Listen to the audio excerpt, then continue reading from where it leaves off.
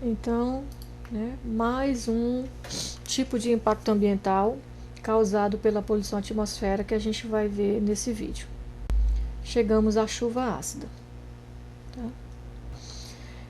Se a gente parar para pensar, pelo que a gente estudou ainda lá, quando estávamos falando sobre a hidrosfera, a gente viu que nos corpos de água doce, pela difusão do CO2 e a formação do ácido carbônico, as águas naturais, né, não só dos corpos de água doce, mas das chuvas, em locais não poluídos, elas já são ligeiramente ácidas. Então, será que toda chuva é chuva ácida? Não, tá? Esse termo chuva ácida é um termo genérico que abrange não apenas a chuva, mas qualquer tipo de precipitação atmosfera, neblina, neve, que tenha um pH bem abaixo desse pH aqui natural que a gente até calculou lá, que era em torno de 6,5, tá? Então, também ó, lá na Grã-Bretanha, né, em meados de 1800 ainda, tá, foi que surgiu a primeira vez esse termo, criado pelo Argus Smith, mas que ficou de novo, ó, esquecido até os anos 50.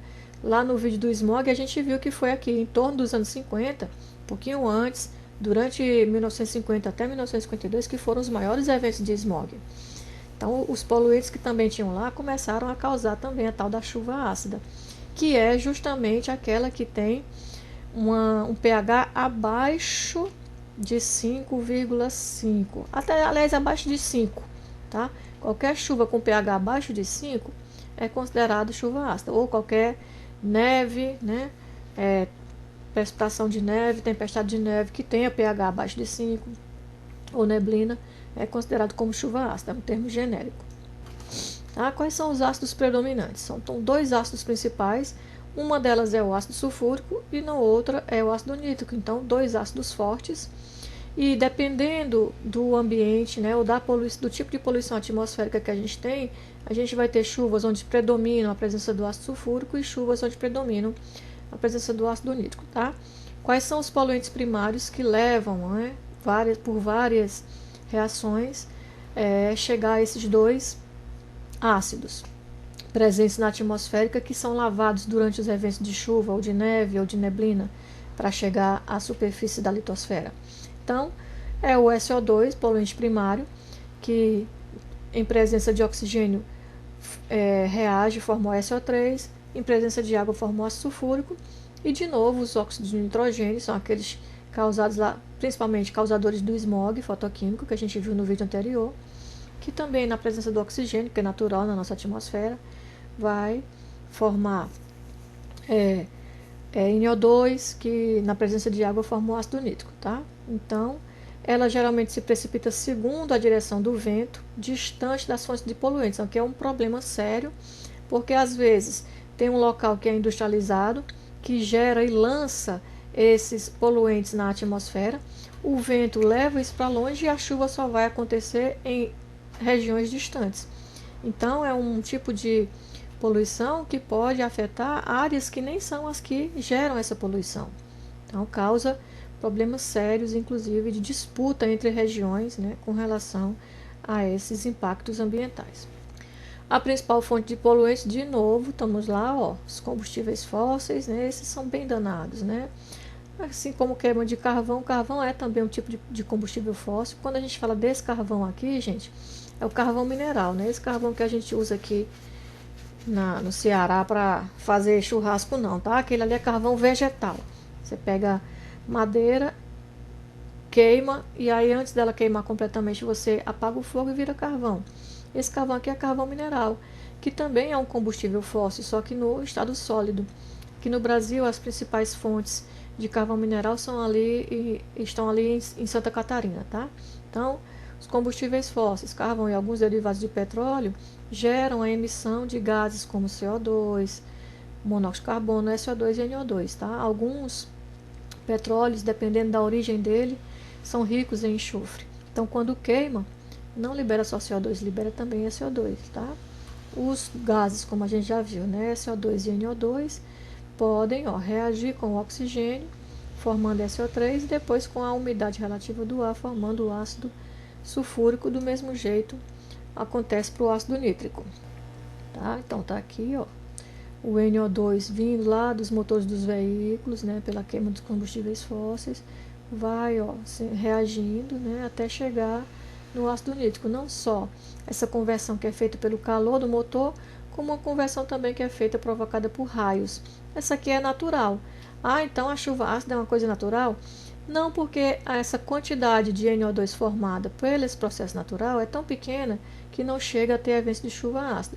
Mas pelas as emissões antrópicas, né, não só de carros como de indústrias também, essa concentração se torna elevada e aí a gente consegue verificar, né, a presença de eventos de chuva ácida em algumas regiões. Então, ó, naturalmente, né, em escala global, quais são as fontes desses poluentes? A principal fonte de SO2 é atividade vulcânica, que graças a Deus na atualidade é relativamente pequena, se a gente pensar lá na época da Terra Bola de Neve, né? Então a gente praticamente não tem atividade vulcânica. Então a quantidade lançada por uma erupção vulcânica, apesar de ser muito grande, ela é pontual. Então um vulcão causa uma erupção hoje, só vai causar de novo, sei lá, daqui a dezenas de anos.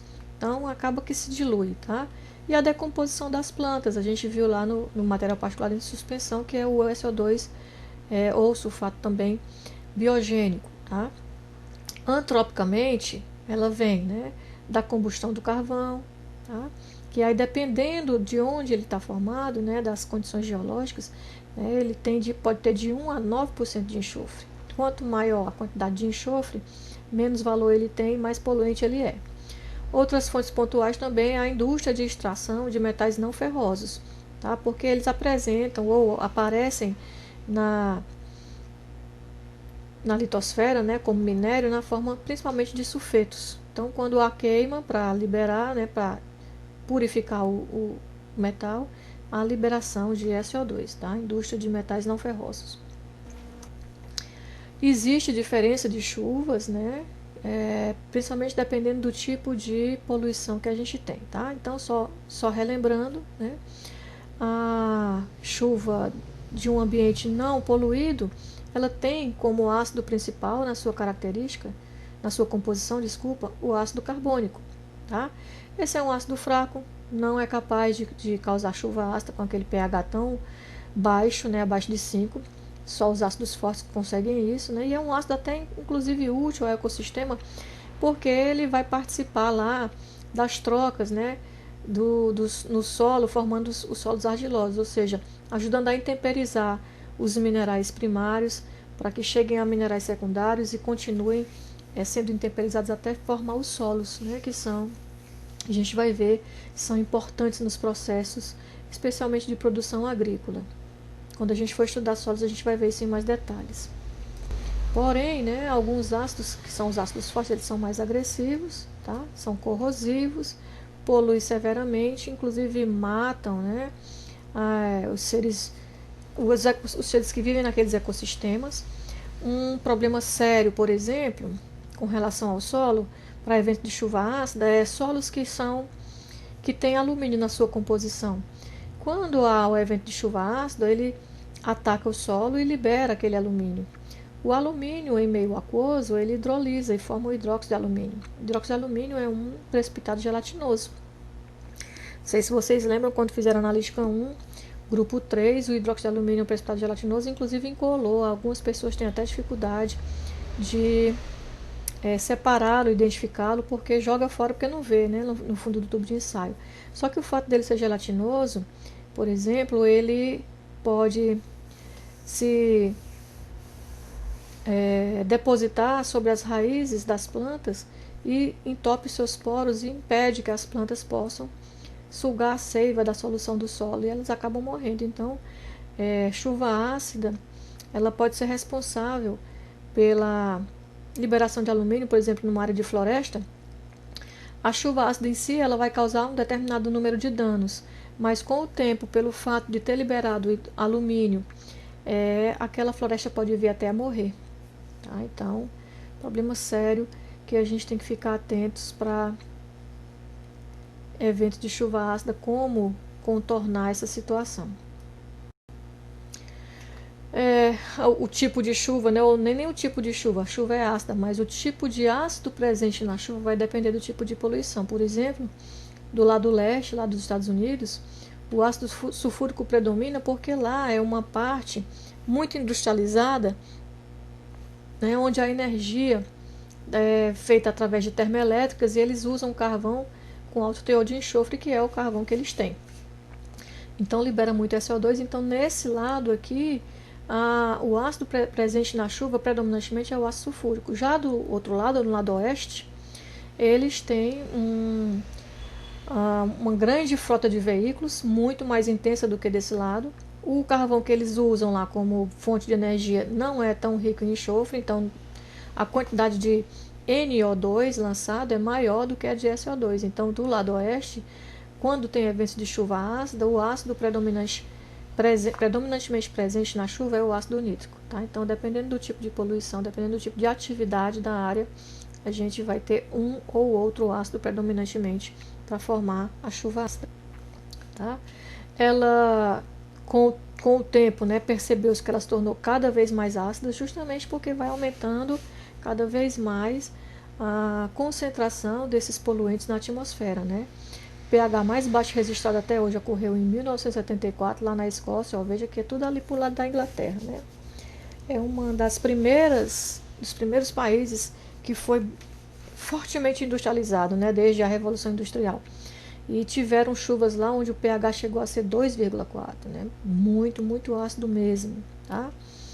O pessoal tem tentado aí minimizar, né, o problema, mas mesmo assim a gente ainda encontra dados, né, que falam de chuvas ácidas nos Estados Unidos, variando com pH entre 3,9 e 4,5, que também ainda é pH muito nocivo para os ecossistemas.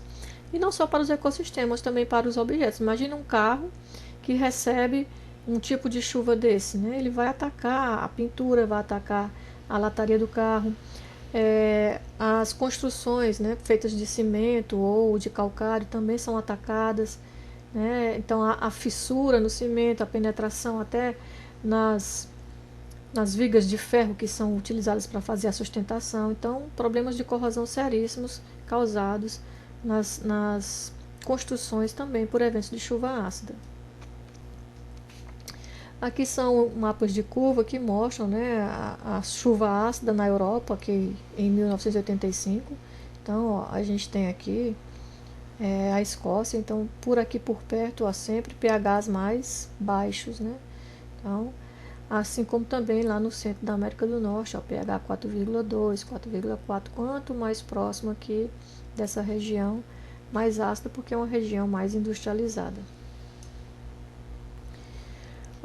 A extensão, né, os danos, né, que esse tipo de impacto vai causar na vida biológica vai depender também da composição do solo.